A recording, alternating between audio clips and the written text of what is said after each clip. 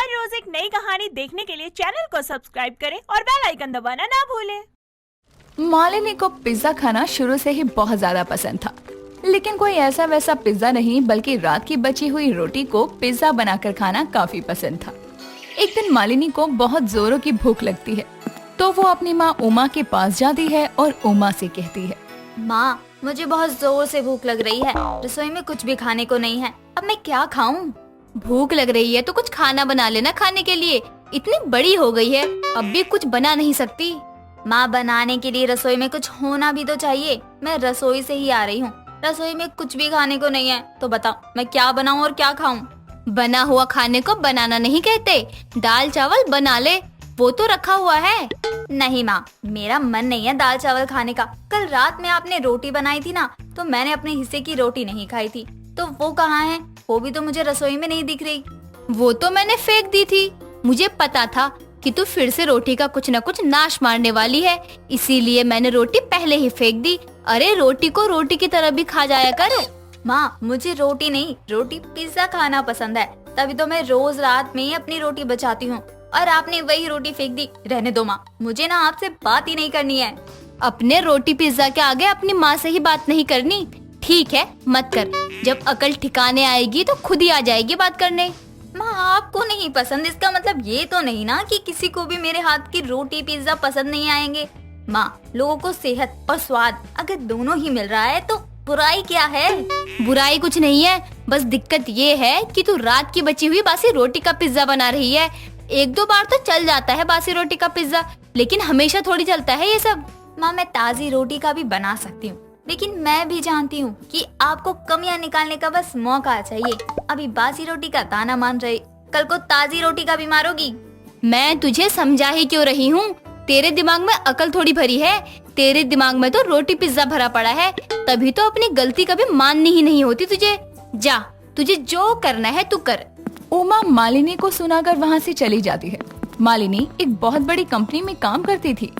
एक दिन मालिनी अपने ऑफिस के दोस्त ललित के लिए रोटी पिज्जा बनाकर लेकर आती है, जो उसका दोस्त ललित खाता है और मालिनी की तारीफ करते हुए कहता है, अरे वाह मालिनी, तुमने तो सच में बहुत ही अच्छा पिज्जा बनाया है, लेकिन इसका स्वाद बाकी के पिज्जे से अलग क्यों लग रहा है मुझे? इसमें सच में कुछ अलग है क्या? हाँ, अलग है ना। मैंने रोटी पिज्जा बनाया है, कल रात की बची रोटी का। मुझे रोटी पिज्जा बहुत ज्यादा पसंद है, तो मैं ये बनाती रहती हूँ और लोगों को भी खिलाती रहती हूँ। चल झूठी, मैं इतने टाइम से तुम्हें जानता हूँ और हम दोनों तो शायद अब दोस्त से भी ज्यादा बन चुके हैं, लेकिन रोटी पिज्जा तो तुमने मुझे पहले कभी नहीं खिलाया। वो दरअसल मैं ऑफिस में रोटी पिज्जा आज ही लाई हूँ पहली बार।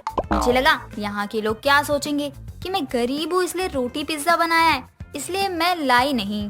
यार तू बिना कुछ भी सोचती रहती है। लोग कुछ भी सोचे, उससे हमें क्या करना है? तुझे रोटी पिज्जा बनाने आता है और मुझे रोटी पिज्जा बहुत पसंद आया, तो बस यही बात खत्म। सच में तुम्हें अच्छा लगा? अच्छा, अरे मुझे रोटी पिज्जा बहुत अच्छा लगा। मैंने आज से पहले कभी भी रोटी पिज्जा नहीं खाया। तुम्हारे हाथ में तो जादू है मालिनी, मजा आ गया खाकर। तुम्हें मेरे हाथ का रोटी पिज्जा इतना पसंद आया, फिर तो मैं कल भी तुम्हारे लिए बना कर लाऊंगी। मुझे नहीं पता था कि तुम्हें रोटी पिज्जा इतना अच्छा लगेगा। अच्छा नहीं, बहुत अच्छा है। मेरे लिए एक नहीं बल्कि 2 रोटी पिज्जा लेकर आना। मालिनी के हाथ का बनाया हुआ रोटी पिज्जा ललित को काफी ज्यादा पसंद आता है।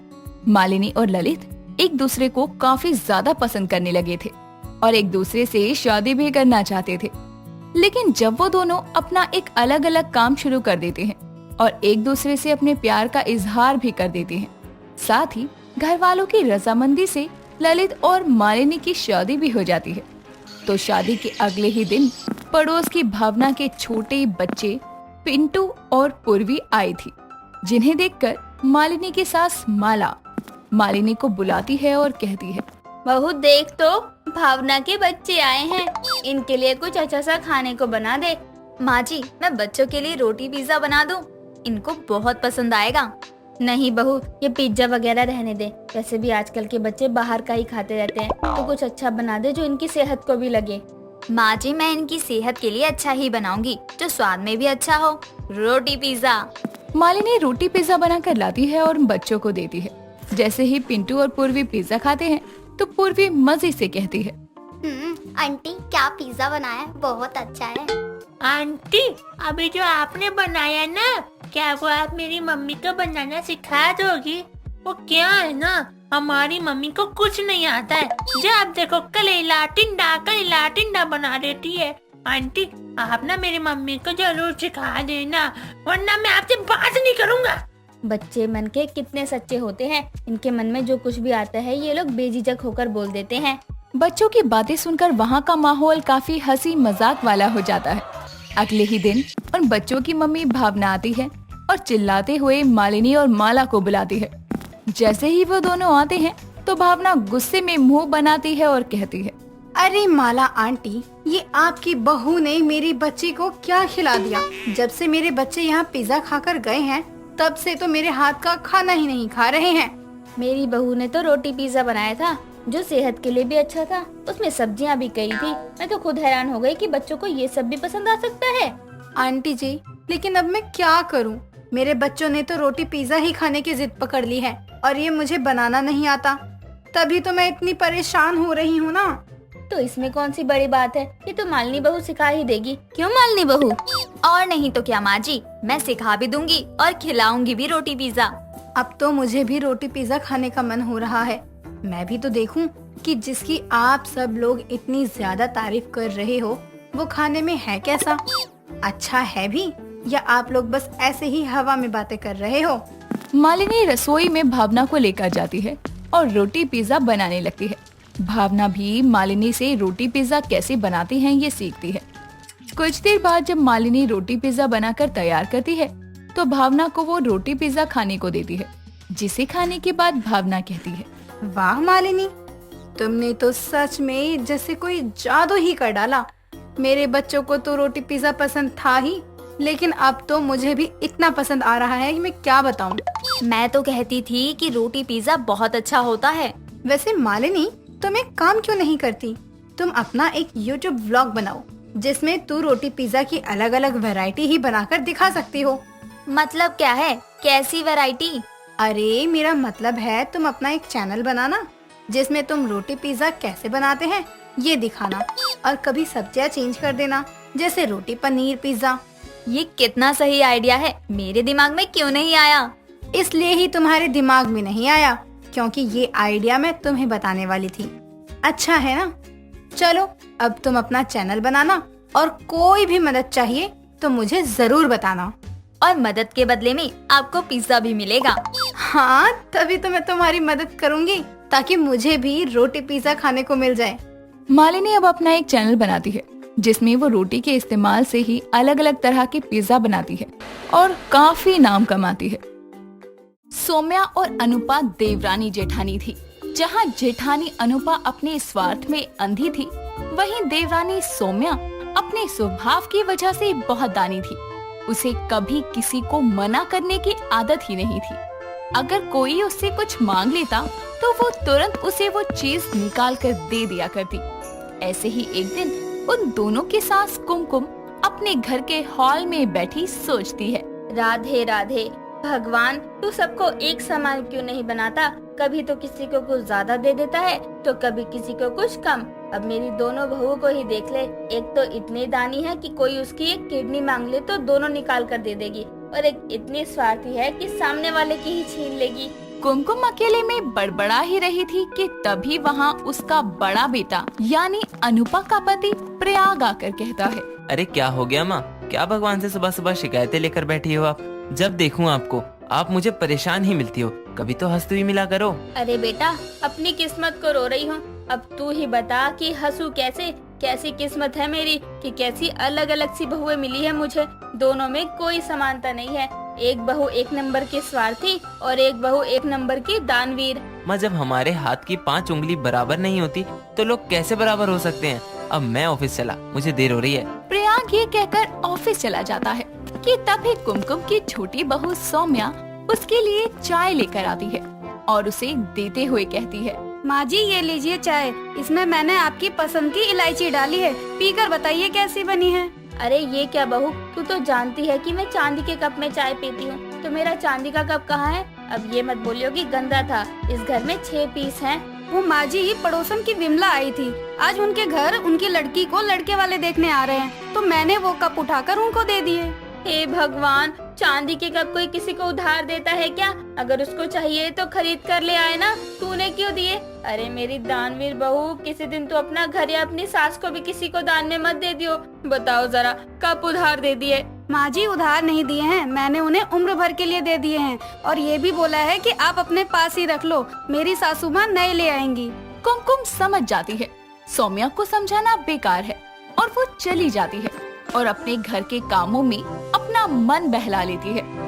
वक्त बीतता है और एक दिन सौम्या अनुपा के कमरे में जाकर कहती है, दीदी मुझे मेरी फ्रेंड की हल्दी फंक्शन में जाना है और थीम है कि पीला पहनना है, पर मुझ पर पीला सूट और साड़ी है नहीं। आपके पास हो तो आप मुझे कोई दिखा दो। ना बाबा ना, वो साड़ी मैं अपने मायके से लेकर आई थी, अगर तूने खराब कर दी तो मेरा क्या होगा? वैसे भी हल्दी का दाग नहीं जाता। दीदी मेरे पास टाइम नहीं है कि मैं साड़ी लेकर आऊं, और ब्लाउज भी नहीं मिलेगा। आप मुझे दे दो, अगर उस पर कोई दाग लगा तो मैं उस साड़ी के पैसे दे दूंगी। वाह, इसमें तो मेरा ही स्वार्थ है। वैसे भी मैंने ये साड़ी 3 बार पहन ली है।